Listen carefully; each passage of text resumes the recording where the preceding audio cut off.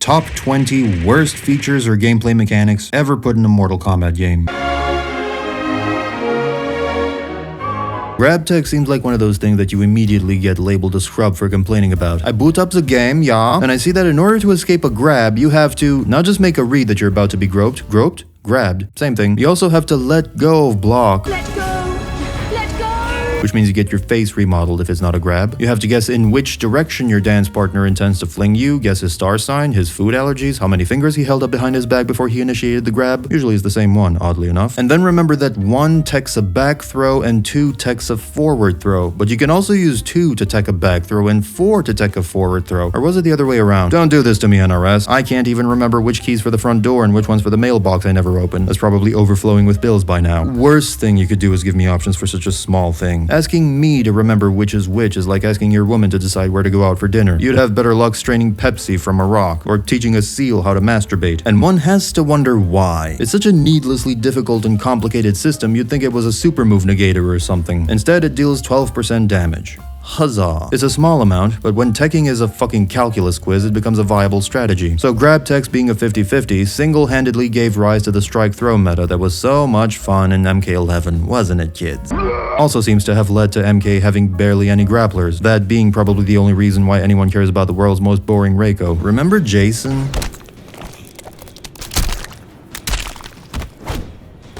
Fun times. Whenever I try to tech a grab, it's something like, look out! But then I watch pro players play and they're fucking ungrabbable. It's like trying to catch the fucking Roadrunner when you're motor impaired. So maybe it is that I'm the scrub bitching about my own severe lack of inches and I deserve to be Jessica chastised. So then I alt-tab back into the game, try again, and eventually, after many attempts, I can finally proudly say, fuck grab teching in this fucking game.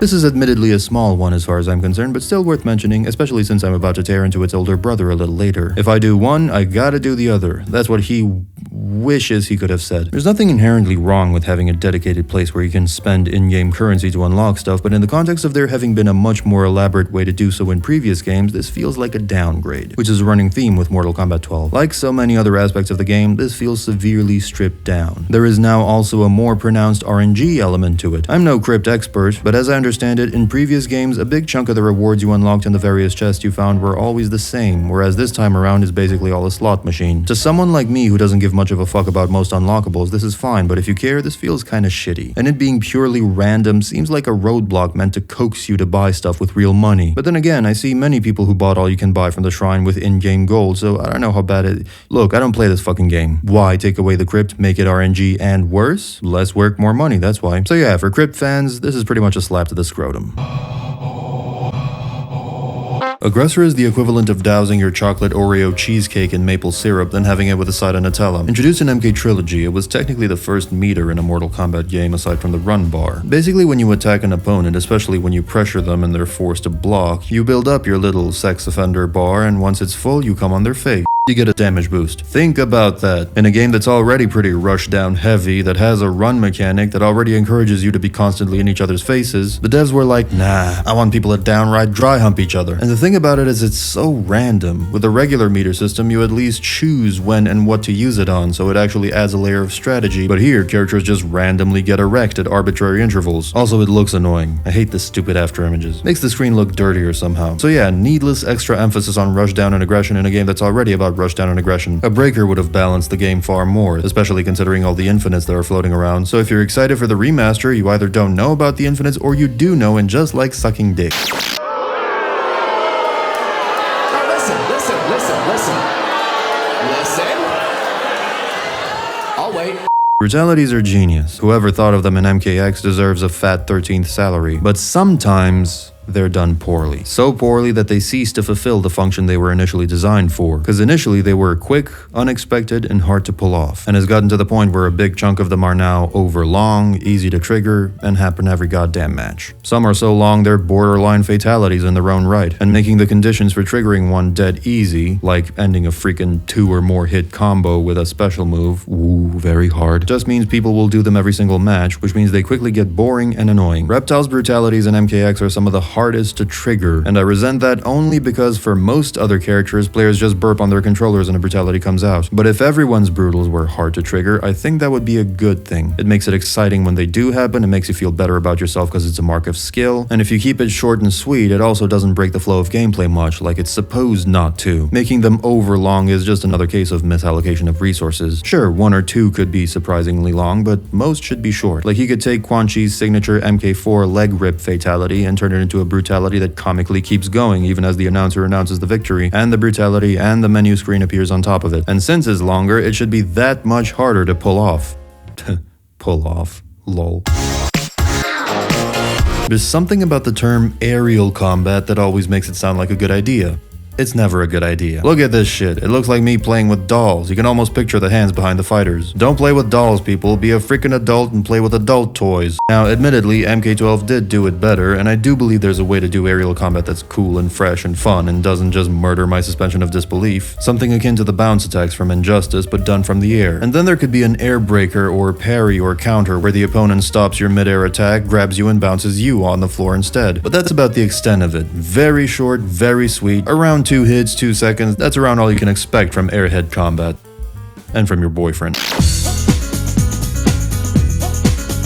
Much like gear systems, they're misallocated resources. What was intended to be a cool way to express both yours and your character's personalities ended up being just another thing you both have to sit through for way too long in between matches and watch 1,000 times. Victory poses are nice so long as they're very short, and they're the opposite in MK11. Everything is slow-mo to death in that game. It's like Zack Snyder directed it. One of many cases of technology leading to worse game flow rather than better. It's just a masturbatory showcase of what we can now do with our engines and our graphics and our mocap suits while you're standing there going, "Get on with it!" To quote a viewer, the Mortal Kombat specific signature end to the matches is now filled with so much pageantry and so little punctuation.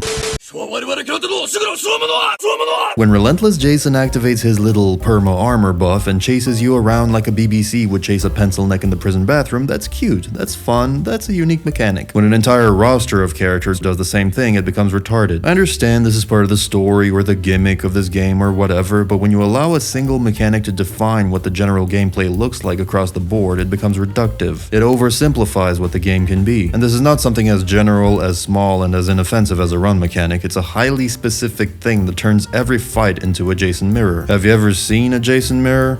It's hilarious.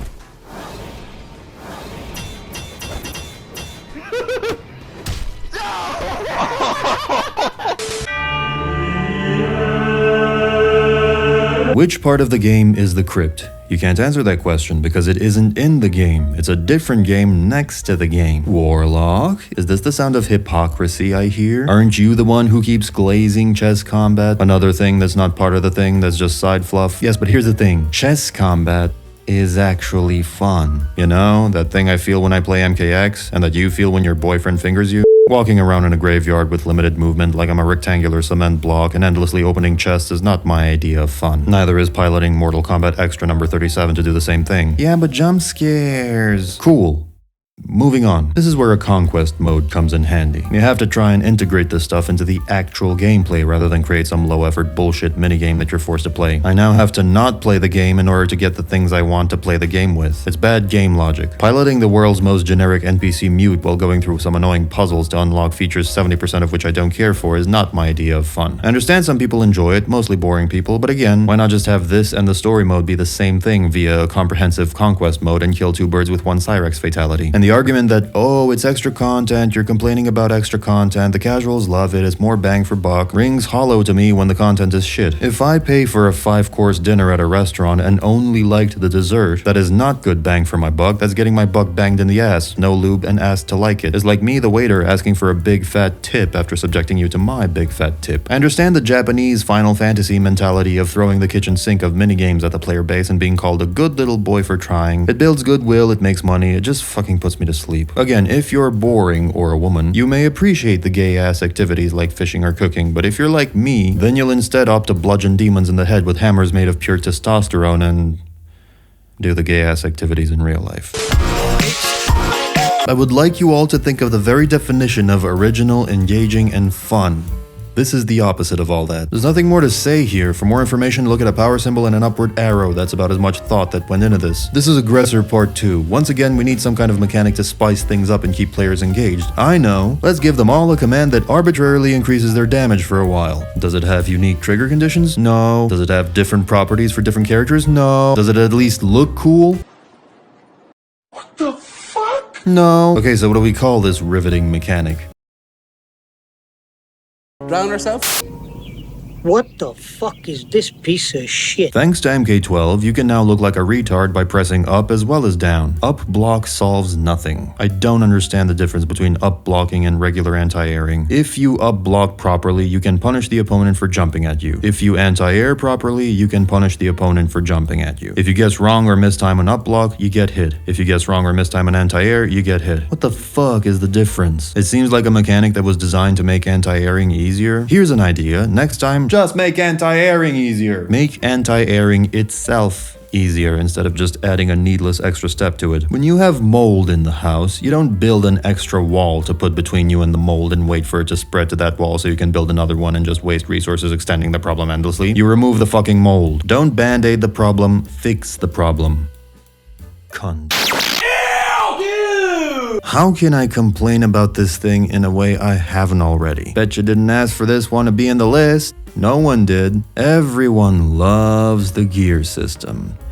And I don't know why. Putting gear in a fighting game is like putting jewelry on a cow. It's such a weird thing to want. That I will not rest until I'm allowed to stick an oven on Noob's head, a swimming cap on Baraka's, and a slightly different mask on Sub-Zero. I won't be happy until they all look like clowns. And that's the other thing. Do you even notice the slightly different mask mid-combat? Or even more to the point, are most of these actually even different gear pieces? Or just the same piece, spray painted a slightly different color or bent into a slightly different shape? Most of these are just the same thing in 3 different colors, then a slightly different thing in 4 different colors. Then we go back to the first one, but it's now made of cotton instead of elastin. It's bullshit. It's the illusion of variety. And this is what always happens when you force yourself to split your attention between 60 different gear pieces that are meant to be modular and should look good with each other in all permutations, which ironically reduces actual variety instead of enhancing it, because in order to look passable in all permutations, everything ends up having to look more or less the same, instead of devoting your time to making 3 to 4 full outfits designed as one costume from the get-go with a cohesive vision behind it. The handcrafted singular outfit will always look better than the random Lego blocks you have to assemble yourself. Gear systems are the annoying vendor that tries to shove a bunch of promotions and bundled deals as soon as you walk into the store, and most of the stuff is useless, redundant shit you don't need, but feel like you're missing out if you don't get all of it. It's the gift shop full of the same keychains, postcards, and name-printed mugs that you've seen a million times. And by the way, this is all coming from an ARPG fan, where gear is like the main thing. It's just that, number 1, it is more appropriate there than here, and number 2, gear systems in RPGs actually suffer from many of the same issues outlined here, with not enough assets to go around, the same ones getting spray painted a million ways, mismatched gear pieces that were clearly not designed to go together. It's just a very difficult thing to pull off, and it's very strange to want to pull it off in a fighting game of all genres that has plenty other challenges and problems to solve and different strengths it should place its chips on. Now, it's not impossible to make a good gear system, it's just bloody difficult, and I'm not sure how to do that. Probably would have to make a more minimalistic system, focused more on accessories, scarves, hats, jewelry, all sorts of trinkets that look good on almost any outfit. That's one way. And another way is to pay more attention to what works for the female and male bodies, like for instance make mostly leggings, stockings, tall boots, and tattoos for the women's lower bodies, coupled with like gymnast or ninja top looking things, because you can mix and match those and pretty much have all of it turn out okay, unlike my brain.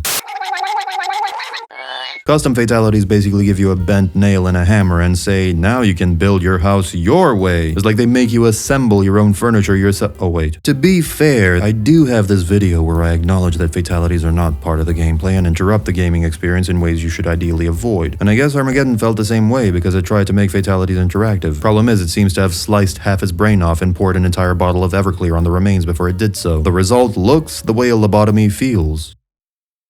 Great. Fatalities went from creative, hardcore, well-choreographed finishers to remove liver, remove liver, remove liver, remove liver, and remove liver. Cool.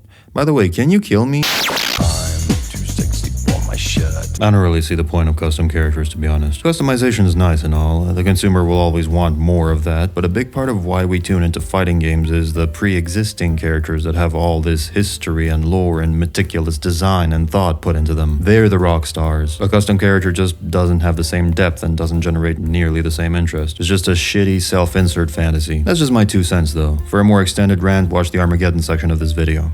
I'm telling a story! When I think of the last 4 MK games, the first thing that pops up in my head is not the coolest moments nor the best cutscenes. No, the first thing that comes to mind is how Jax caved Johnny's face in because he made a non-kosher remark about him and Sonya during an urgent mission, with Raiden watching, twiddling his thunder thumbs, or how Smoke attacked Jade because he thought she attacked Kitana and gave her a custom rhinoplasty by way of his boot, or how Liu Kang fire-fucked Raiden's face because... Actually, that one's legit, it's because Raiden went insane. Why has Raiden gone insane, NRS? I also think of how you only ever get to play with the good guys and know that chapters last roughly 4 fights, so there's zero tension most of the times. When I switch to Kung Lao, I know that for the next 4 fights, I'm gonna win as Kung Lao, and that half of those fights will be useless, batshit, asylum-worthy filler brawls. What's the fucking point? Why not switch characters more spontaneously? One fight you're a Shaolin, then you're a sorcerer, then you're a block of Gorgonzola that stayed too long in the sun. What if I pilot Liu Kang for a bit, then encounter Quan Chi, they trade insults, I get ready to carve his pasty fucking face off, only to realize that I'm no longer playing as Liu Kang. For this fight, I'm playing as Quan Chi. What? I'm Quan? Does this mean I win? Quan beats Liu? There's no way. No... What the fuck is happening? And you don't know what's happening, that's the point. It keeps you hooked. And fight outcomes shouldn't always pay attention to who's the player character at the moment. Maybe you spank Liu as Quan, but the following cutscene will see him recover and still win in the end. You just never know. That's pretty much all you can do with the chapter thing. Beyond that, the only thing that wasn't fully explored is going back to having a singular protagonist in, again, a conquest mode. With today's possibilities and experience, you could take the coolest action elements, RPG elements, and character building elements to craft a truly comprehensive player character that people can level and equip and go through a comprehensive journey with. Enough with the chapter nonsense. I swear, if the next game comes out and Jackie gouges Jin's eyes because he called her a 5 out of 10, actually that's pretty plausible. Fatal blows blows. Normally, if you like something I don't like, I'm like, good for you, who am I to judge? I'm happy, you're happy. Have fun being gay. But in this instance, I will absolutely judge you for liking fatal blows. No blow should be fatal. Fatal blows are an objectively bad mechanic. What kind of fuckhead takes an ultimate and makes it mandatory? The biggest, rarest, most impressive thing in the game, let's spam that every match. What? Okay, let's take a step back. For the non-MK/non-fighting game people here, first of all, what are you doing here? Second of all, quick definitions, many games feature some kind of resource bar, like the standard mana pool, which you use for various powerful abilities, and which either recovers slowly on its own or stays dead once it's consumed. The super meter or bar in a fighting game is somewhere in between the two, whereby it generally doesn't recover on its own, but various actions performed by you and your opponent will fill it up and make it explode faster than a virgin in a red light district. But the bigger difference is that unlike most mana orbs, this one's shaped like a really long cock, making the whole thing feel more masculine, which is the only reason I play fighting games, really. That and self-loathing. Anyway, the sex offender bar fills up bit by bit when you perform things like special moves or pressure your opponent and force them to block a lot. Wait a minute, the round, moist-looking one fills automatically over time, and the dong-shaped one fills up based on how you perform?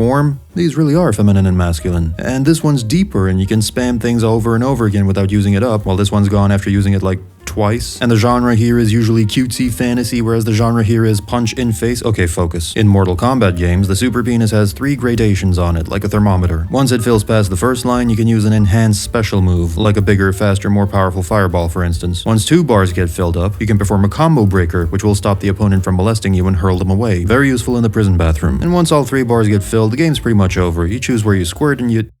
Wait, wrong video game. Once all 3 bars get filled, you have the ability to do this big ultimate attack, your ultimate jutsu that no one ever leads with in anime for some fucking reason, that gives you this cool animation and a hefty chunk of damage. Pretty cool and straightforward, has a nice sense of progression to it as you slowly build up to this grand climax and then unleash your magnum opus after 2 minutes of foreplay, or 2 seconds in your case. It's a clear-cut system that's pretty hard to mess up, but fear not, They found a way to mess it up. In the latest games, fatal blows, as they were rebranded, are no longer tied to your super meter at all. Now you just have spontaneous orgasms throughout the day, which sounds cool, but it's not. Because the thing is now tied to your health bar, and when it gets low enough, voila! Instant cum shot. You're a masochist now, is what I'm saying. You see, NRS was concerned that super moves, or X-rays as they were called, weren't being used often enough. Because why would you? They just barely deal about as much damage as a regular combo, so why waste meter on it? So they thought, let's instead make them universally available for everyone every match once their shit gets pushed in enough to help them out of a bind. And while I appreciate their enthusiasm for problem solving, Stop blowing holes in my ship! this ain't it, man. Imagine if battlecruisers were mandatory in StarCraft. So much for match diversity and different strategies and unit compositions. Now you know every single match will devolve into BC versus BC bullcrap. Imagine if every Counter-Strike match ended in bazookas, every skirmish ended in a devil trigger, every blowjob ended in death. That's way too often. The mechanic loses its luster. It becomes common. You get bored of something that should always leave you surprised and in awe. In MKX, it was a surprise because X-rays were a rare occurrence, but not so rare that you almost never see them. Meter is very precious and far too useful for too many things to blow it all on one attack that does less damage than one Emma Watson speech. But in certain situations, it was worth it, because the main utility of X-rays is not their damage, it's their speed, range, and super armor. An unbreakable attack that hits almost full screen in the blink of an eye, that's very useful in certain situations when it could win you the game. So you do end up seeing it every now and then when you least expect it, when sometimes even the casters forgot it was an option or the opponent didn't pay attention to your meter bar and didn't notice it was full. And when it happens, the casters go wild, the crowd cheers, and the match just suddenly doubled in excitement. But in MK11 and 12, same thing. There are very few cases in which you don't get to blow your fatal load, because again, it's no longer associated with your meter, it's its own separate thing that's always on and becomes available when you're at low health. Moreover, and this is the part that really gets my goat, if you miss, it recharges. It comes back after just a few seconds, so they effectively force you to use this mechanic every single match. Why are you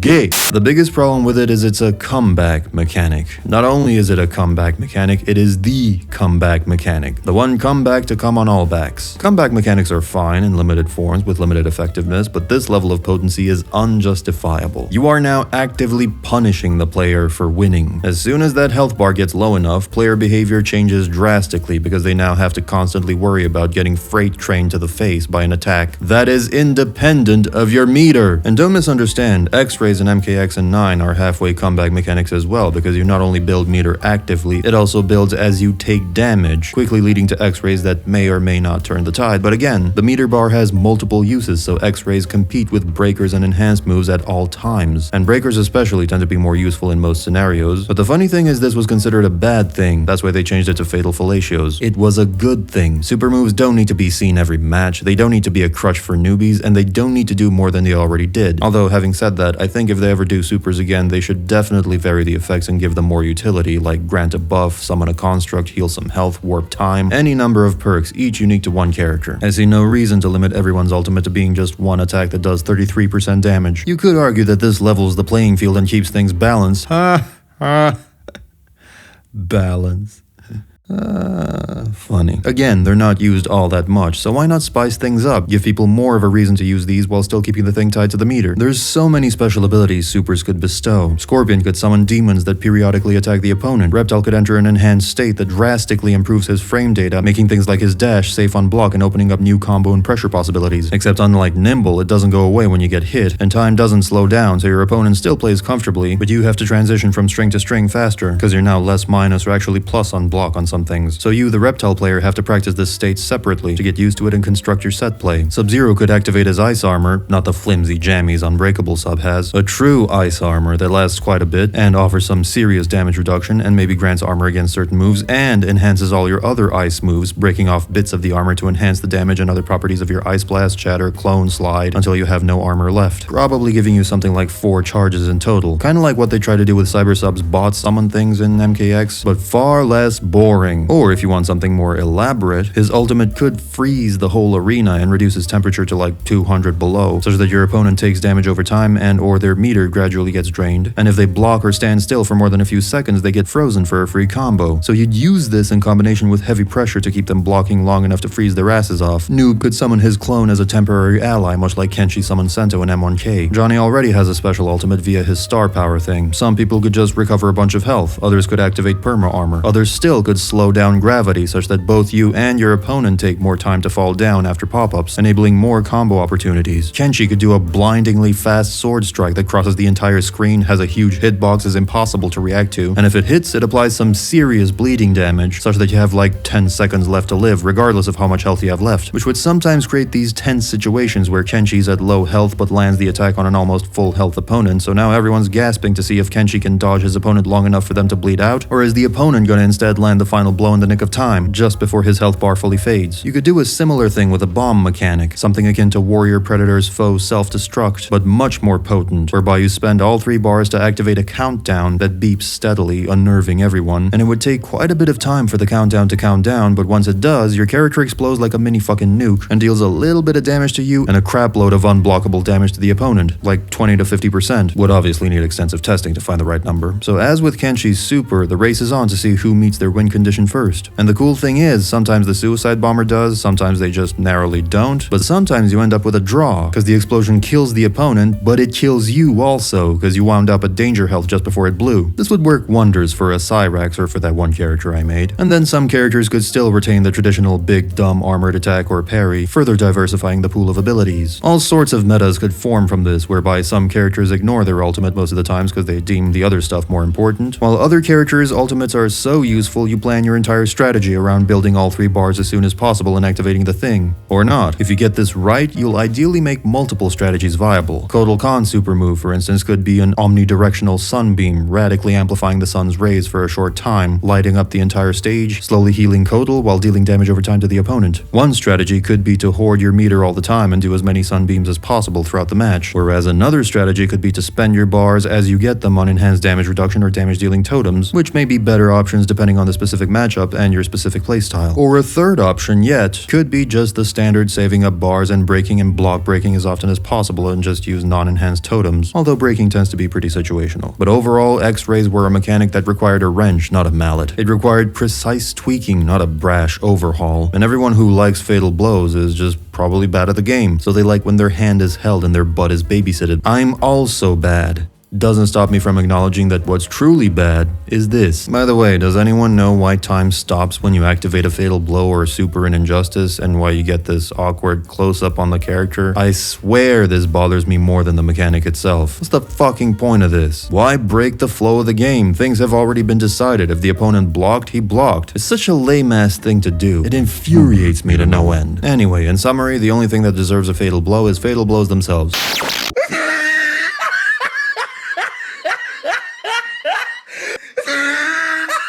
I don't even have the strength to rage against this thing. Look, let's do it another way around. You tell me why this cum stain of a feature is worth preserving, and I'll tell you how stupid you are. Go on, I'll wait. It's fun? No, it's not. It's pressing 2 buttons. Is the least exciting thing since knitting. Is it challenging? No. Again, pressing a button at an arbitrary point may be challenging for a few of you in the back who are drooling on the carpet, but not so much for the rest of us. So if it's not fun, challenging, or exciting, it serves no purpose. Who put this in there? Why? Fatal Blow minigame is so juvenile. Instead of being properly rewarded for landing the most important attack I can land, I have to now worry about being robbed of some of the damage I already earned by playing a dumb, unengaging minigame I didn't ask for. Honestly, the only thing it accomplished is it made me rage when I found out it was a thing, because I didn't know. I just learned much later on that I was getting cheated on the damage I worked so hard to land, because fuck you. This thing is a poor man's QuickTime event, which is in itself an infamously hated gameplay feature. Only explanation for its existence is it was actually designed by the carpet drooler who is now humping my drapes.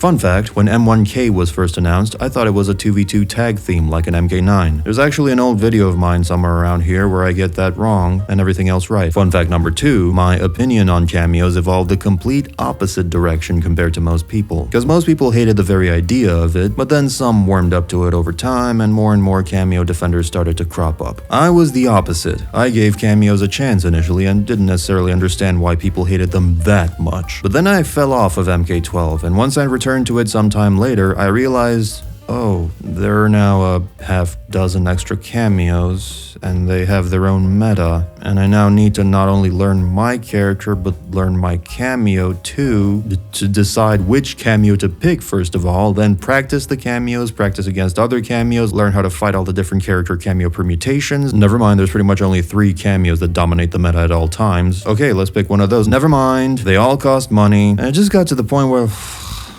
Fucking shit, man, I can't keep up. I don't want to keep up, and I'm not nearly even the most casual player out there, so you can imagine how badly this registers for literal newbies. That's one thing, well, a laundry list of things, but here's another. Since when do cameos turn throws into combos? Or mix your opponent, or break armor, or extend combos like crazy? These motherfuckers do everything. What the hell do the main fighters do? As it turns out, not much. Mostly just the strike throw bullshit from MK11 with some mix-ups here and there. Everyone, and this truly irks me, everyone hated variations so much. They neutered the characters, they said. They oversimplified them, removed too many basic tools, and the characters are shallow shells of themselves. Well, what the fuck do you call this? The irony is that the stifled characters of MKX still had access to way more tools and options than most of these ragdolls. Never mind the fact that if you wanted Raiden with a teleport, you could just pick Displacer and get it on steroids, but any of these three variations for most of the cast presented you with more options and a much more varied playstyle and freedom of movement and creativity and high skill ceiling than the whole of Mortal Kombat 12. And at least MKX didn't delegate all this stuff to insipid action figures that you don't even pilot. It's all within the main character, it adds to the main character's appeal, and it makes the main character more complete than any of these fools ever will be. And speaking of action figures you can't even pilot, if you saw Serena in the promos and got excited to finally have her in the game and play as her, you can eat a bag of dicks cause she's just a cameo, bruh. Cause we thought it'd be cool to at least include her as that. Well, it's not cool. This practice, along with the rest of the game, just comes across as half-assing it. I still don't understand why throw combos are a thing. I keep coming back to that. Everyone can do a 24% damage command grab now? Why? How does this enhance diversity of playstyles? Why do cameos do everything in this game? Why do I have to learn 2 metas now instead of 1? Why are most of them blocked behind a paywall? Why does a character entering the ring to bitch slap a fighter then running away like a timid schoolgirl bother no one else visually and logically? And why is there no standalone mode where you can play without the cameos? I'll tell you why. Because the main characters are hollow puppets. A standalone mode would draw attention to how insipid they are, and you'd immediately realize how boring each of them are to play. And the irony is that even with that, people would still choose to play the main insipid characters rather than give the cameo mode the time of day. So they also didn't include it because it would make all the cameo work wasted effort. It's great as a secondary or a tertiary mode of play, but not as the main thing. And as a secondary mode, yes, that's where you can have all this fun with the cast, with the older versions of the cast, with the guest characters, all this craziness. And going back to the immersion thing real quick, I'm curious if this is just a me thing. I genuinely find it stupid looking when some random person barges into the ring, haymakers one of the fighters or tosses a grenade in their face and runs off like a heckler breaking into a stadium, flashing his cock in front of the players, then speeding off before the guards catch up to him. I honestly can't think of a single way to MacGyver cameos to make sense in even a semi-realistic format or a live-action setting. Cameos were a dumb idea. I think 10 years down the line, when people revisit these older games, they might make a quick pit stop and mess around with this game for 15 minutes before moving on. They might even acknowledge that, gimmicky as it was, it's cool that it exists in the annals of the franchise's history, but by and large, I think most people can't wait to forget about it. Like that one classmate you claim you'll keep in touch with after you finish high school, but in reality you can't wait to finish high school so you never have to see the fucker again. So yeah, even though I was relatively warm to cameos initially and gave them the benefit of the doubt, after understanding how they changed the game, I can't wait to never hear of them again. But there is a universe where cameos are a good idea and can be implemented well. Tag team. That's how you implement them well. That's it. In all honesty, it always seemed to me like the original plan was to actually do that, to do a full-on tag team mode or something more elaborate at least. But halfway through, they just gave up or got some budget cuts or time constraints, so they just left it at cameos. Oh well, live and learn. Or just live if you're in Netherrealm. In the deadliest fighting game known to man, you can punch, kick, block, grab, and move kinda over here. Bro, what are you doing? No, we're moving back. Yeah, that's right. The other side was better. Yeah. Merry Christmas. Flip stance will never not be funny. I've talked about it before, it's hilarious that this exists. You know how in every company or a group doing a school project, there's always that one cunt who never does anything, just coasts off the work of the others and gets the same pay and recognition for flicking snots at the wall all day long? That's this button. It is functionless, it has no use other than helping trigger the super move, the same way I help elderly people cross the street by kicking them in the ass. What's truly funny about this button is that, much like the useless employee or classmate, it somehow avoided getting kicked out for a bewildering amount of time. Flip stance has been an NRS game since the very beginning. That means MK9, MKX, Injustice, Injustice 2, MK11, and MK12. That's 6 games. 6 games of even if it's broke, don't fix it mentality. It's been 24 years. Why is this still in here? People don't even use it to troll victims, they just teabag instead. You know, I bust my ass and try my best to download new footage or create a bunch of new asses for every video, but then I'm obviously also reusing a bunch of the same ones for efficiency's sake, the way the world's most frugal person would reuse the same condom until he gets a yeast infection and a child. Same thing. So I sympathize with not changing things unless absolutely necessary. You and I are both on tight schedules, but your budget is several $1 million while mine is 2 cans of hell. You'd think it would take you less than a quarter of a century to remove one useless button, but in your addled mind, you probably think you can just reset the real world timeline and try again whenever. Isn't that right, you special little guy? He's such a special little guy. If this happens to be your #1 most hated mechanic, then you're in luck. I do an additional rant against it here, because 1 clearly wasn't enough. I also briefly cover what actually useful function could replace it here. Did it work? No, they're still here. Fuck. Okay, next feature. Generally, in video games, you can assign an ability either to a resource or to a cooldown. Resource is better almost every single time. It's better because it requires a bunch of skills to properly manage. Resource management is a skill. How do you use it? When do you use it? How much of it? On what? Cooldowns, on the other hand, encourage brain-dead play, whereby if the thing's not on cooldown, you use it, and if it is on cooldown, you wait until it's not on cooldown, and then use it. There's no skill, no strategy, no timing, no saving the thing for the opportune moment, even though that's what cooldowns always promise, and such is the case for Mortal Kombat 11. Instead of having the traditional bar that you build through key performance metrics like performing special moves, pressuring the opponent, or taking damage. Okay, the last one's not a performance metric, more of a catch-up mechanic, and that you then spend on enhanced specials, breakers, and super moves, you now have dedicated bars for special moves, for defensive wake-ups, and your super move is completely divorced from bar altogether. It just becomes automatically available when you're at low health. Furthermore, these offensive and defensive bars are no longer filled by performing special moves and the like, they are cooldown based, and they fill up automatically. This takes all decision making out of the game. Fatal Blow will be used without fail every single time. Special moves will be enhanced every single time the bars are not on cooldown, and your performance throughout the match is no longer rewarded through meter. It's funny because in the early days of MK11, casters would be like, oh yes, guess the combo off. Let's see if he burns the bar. Yes, he burned the extra bar. Like they try to feign uncertainty and excitement when in reality, of course you're gonna burn the bar for extra damage if you have it. Never do you not burn the bar. It's such an automatic thing that it calls into question why it's a mechanic at all. Just spare people the extra button press. Is the illusion of having agency within the game, the illusion of actual gameplay. MMOs and modern ARPGs have cooldowns because they're not skill-based games, they're gear-based. It's all a scavenger hunt for better gear, which then allows you to progress through the game. It's a grind through and through, and they don't even pretend to be anything else. Hence the cooldown abilities that you activate at a button press whenever they're ready to fool yourself you're actually playing a game. Or that you're alive. Before we get to #1, here's some generally hated features I actually like. Crushing blows. Crushing blows were hated by a big chunk of the MK11 community, mainly because it was a tough mechanic to balance. The way it worked is you would meet certain conditions, like perform a particular move a set number of times, or punish a whiffed attack in a particular way, and once those conditions were met, you'd land a particularly powerful attack, accompanied by a flashy slow-mo animation that would deal quite a bit of flat damage. The problem is, 1, you could argue that's too much flat damage, such that the game felt too swingy sometimes, and 2, some of the conditions felt hard while others were too easy. Some characters had access to too many easy crushing blows while others had a hard time setting them off. And some players were designed around crushing blows, which meant that your entire game plan revolves on meeting a bunch of conditions in a set amount of time in a particular way, or else pretty much forfeit the match, because that's your main win condition. And this felt very contrived and gimmicky. I enjoyed it, I mained Jax of all characters, but I can see the flaws of such a system. It's just a tough mechanic to balance. I agree with the criticisms, and especially in the context of MK11, where characters characters are pretty one-dimensional in terms of how they play, it was a pretty gimmicky thing. The main thing I like about Crushing Blows isn't even gameplay related, is the visual aspect. It takes a very rigid, pre-prepared animation like an X-ray or Fatal Blow and breaks it into small chunks that can happen sporadically throughout the fight, and this makes for a much more dynamic viewing experience. Seeing two characters trading blows fairly evenly and then suddenly one of them gets a lucky shot, lands a critical hit at a pivotal moment, that's hype. That can make the whole stadium go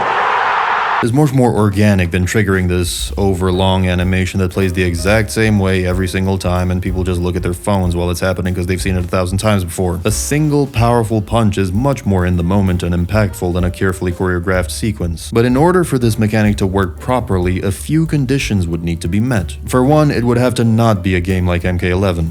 Straight up. MK11 was a very one-dimensional game, where most characters moved the same, relied on the same strike-throw gameplay, there was very little mobility, very few mix-ups or 50-50s, very few archetypes, no trappers, no setup characters, meter management was gone, running was gone, and it was the first game to force you to use super moves in every single match. In the context of such a game where possibilities are so limited, adding a mechanic like Crushing Blows just twists the knife. It becomes a mechanic that you begrudgingly have to rely on because there's little else to work with. But in a game like MKX or even MK9, Crushing Blows, if scaled back and implemented a bit more sparingly, would be a nice bit of seasoning instead of being the dish itself. A nice little hype generator that you can trigger very rarely, which also makes it that much more exciting when you do end up seeing it, and that can sometimes turn the tide of the battle without it being too broken or frustrating to play against. And the other thing is, it doesn't even need to be a gameplay thing. It could be purely visual and it would still benefit the game. Could be something that the game decides when it happens, and the odds of it happening are kept rare enough to not get dull, but often enough that they do sometimes occur and prompt a DiCaprio meme when they happen. Alternatively, we could always force the players to perform one fatal blow per round instead of per match. Sidestepping. Where the hate for this mechanic comes from, I don't know. Let me explain it to you as simply as I can. In a 2D fighter, the problem with zoning is it's too effective, especially in a game like Mortal Kombat where chip damage is high, projectiles are fast, and projectile reflects and absorbs are slow. Zoning becomes a real problem. Since you can only move in 2 dimensions, you can duck a projectile, try to jump over a projectile, or block a projectile. Spoiler alert, 90% of the time you end up blocking the projectile. And that's fair, that's the strength of a true zoner, it's part of their game plan. This isn't a complaint, it's just acknowledging that there aren't many ways to deal with zoning in a 2D fighter. In a game like Street Fighter, it isn't nearly as bad because projectiles tend to be significantly slower and easier to avoid, deflect, or absorb, but that also makes things a little bit more boring. Now, by comparison, in a 3D fighter like MK Deception, zoning becomes near useless. Because you can now move sideways just as easily as you can walk forwards and backwards, you have dedicated buttons for doing so, yet projectiles still have the same small 2D-like hitboxes, which means all you have to do is hold down the button to move sideways and no projectile will ever hit you. And indeed, Deception and 3D era games in general were more about getting up close and personal, abusing certain weapon stances and vomiting out long-ass combos. So we have one type of game where zoning is almost too effective, and another type where zoning is near useless. If only there was something in between. A happy marriage of the two extremes.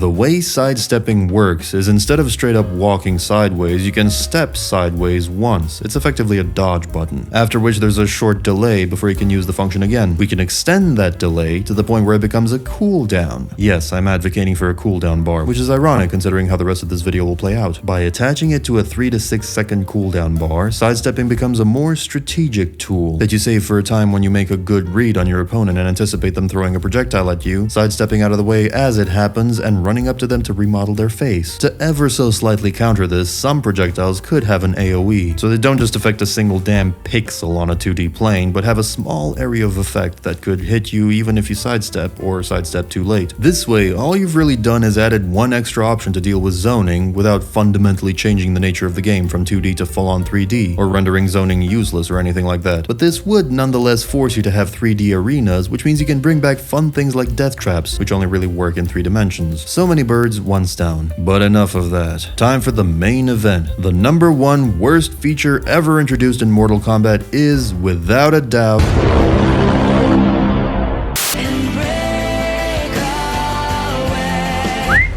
Personally, my number one is still cooldowns, but I've bitched about those before, so I might as well let someone else hog the spotlight. And breakaways are still technically part of cooldowns since they operate within that system, so I'm inherently bitching about cooldowns too, which is fine by me. In fact, now that I think about it, cooldowns are dumb purely mechanically, but breakaway is one of the most retarded things visually as well. So it is objectively the number one worst. I'm getting ahead of myself. Let's exhume and dissect this stinking, malformed, ass-faced corpse and see exactly what went wrong here. To see how they managed to create what is quite possibly the single most inbred retarded mechanic ever to escape a human's mind. So breakaway is this thing where I don't even know how to describe it. So there's this thing called armor, right? Normally, if you punch me and I react by trying to punch you back at the same time, this happens.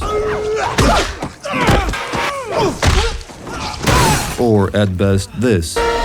But if my attack has armor, I am so tough and so manly that I just tank the damage from your puny punch and it doesn't faze me. I just push literally through barbarian style and let my own fist make sweet love to your face. It's a very muscle-brained but effective system. And what's more, it also manages to make a certain kind of sense aesthetically and logically. It's like you gritting your teeth and summoning a few extra ounces of strength to plow through a bad situation. Breakaway is the absolute fucking reverse of that. Because what happens when you activate breakaway is you gain armor as you fall.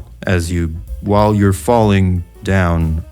I need to make sure we all understand this. Your opponent punches your shit so hard, they lift you up in the air, you're falling down, and you activate breakaway so you can keep falling down. But now you're falling down harder? So if they hit you again, you still fall unimpeded? Is breakaway a fucking stove you attach to your belt to pull you down harder? Were you a pussy all along and got flung 6 feet into the air because you weren't manly enough? But now with the power of breakaway, you can just take it like a man. I'm gonna activate breakaway so I can still fall down, but I can fall down cooler. There's nothing cool about hitting the fucking pavement. I promise I'll move on from the aesthetics of it, but giving me armor while I plummet to the ground is like giving me $1 million while I'm drowning in quicksand. Appreciate the thought, but you shouldn't have bothered, really. The idea is to get the opponent off you in the lamest, most inefficient way possible. Before, you had breakers. You activate one and your character literally shoves the attacker away, pushes them off you, sometimes accompanied by cool particle effects relating to your character's powers. Boom! Short, impactful, to the point, at no cost to you except for bar. Breakaway, however, just gives you armor as you fall, so you still take damage, you look like a wingless chicken as your bitch ass falls to the ground, and breakaway can be broken, yes, by fatal blow. You activate breakaway, they activate their super move and shit on your breakaway. And even if they don't have fatal blow, they can make a read, an educated guess that you're about to break away and just front load their damage through an uppercut or something. So yes, your teeth successfully hit the pavement, but you still took a hefty chunk of damage and are now resourceless. Kinda like pull out game strong but aim game weak, so you avoided pregnancy but not the night lamp, nor the alarm clock, both of your phones, your girlfriend's retainer, and the wallet with your own ID card on full display face up. In addition to that, do you know how you generally defend in this game? Down plus block. Do you know what the command for breakaway is?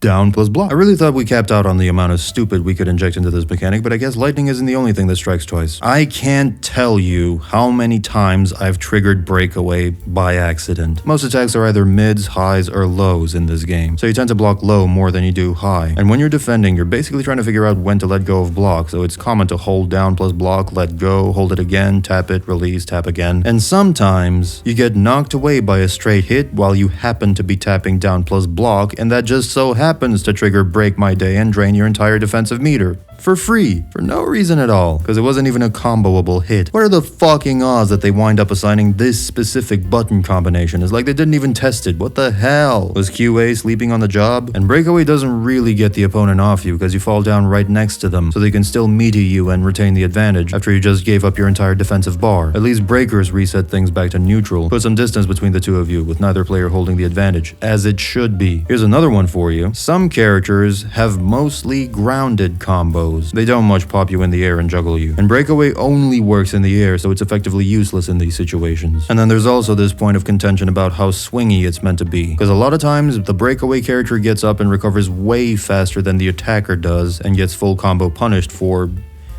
winning, for just no discernible reason. You're playing well, you caught your opponent off guard, you're performing your combo properly, and you get to eat a dick for it. Now, I believe this is intentional. I think they tried to make this a kind of game of reads. This weird counterplay situation where you have to read that they're gonna break away and not overcommit to your combo, but then they can read that you're gonna do that and not break away at all. And it's just mind games within mind games, and I like the intent. Seriously. I like mind games, I like counterplay, I think they both add much needed depth to gameplay. Well done for thinking about that. The problem is the implementation. Breakaway is fucking dumb looking, as discussed, but even that aside, it just feels bad. It feels like you're being punished for no reason. And the fact that this happens more often than you'd think shows just how unreliable this mechanic is. It wouldn't be as bad if it was a way to turn the tables. Like you could have a standard defensive mechanic like a breaker, and then a more powerful but riskier one like not breakaway, but something that promises to turn the tide drastically, but that could also backfire spectacularly. Make it a choice and then it's mea culpa. I went for it, my bad, my fault. You're no longer angry at the game, you're angry at yourself, which is appropriate. But we don't have a choice in MK11. We have to use this shit. And that's part of what makes a swingy, unpredictable mechanic like this so bad. Your only escape route is also a potential backdoor for your opponent to tenderize your ass. It adds a horrible level of binary mind games in a game that's already nothing but binary strike-throw mind games. You can either be punched or you can be grabbed. That's more or less the MK11 experience. So breakaway is needlessly frustrating, unreliable, the armor break was not standardized, you can get punished if you do the wrong ender, it employs a mechanic that's already overused in NRS games in the worst way conceivable, it can be triggered on accident, you get it for free without any effort over time, and it doesn't even make sense visually or logically because you get hit but summon the strength to continue to get hit as you punch the floor with your face. Breakaway is the worst mechanic ever invented, I hate it, and I'd rather shove spoons in my eyes than see it again.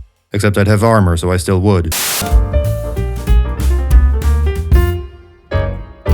Special thanks to Thomas Marshall, Serhi Hrishin, Clocks, as well as my other members for being irresponsible enough with their spending to support the channel.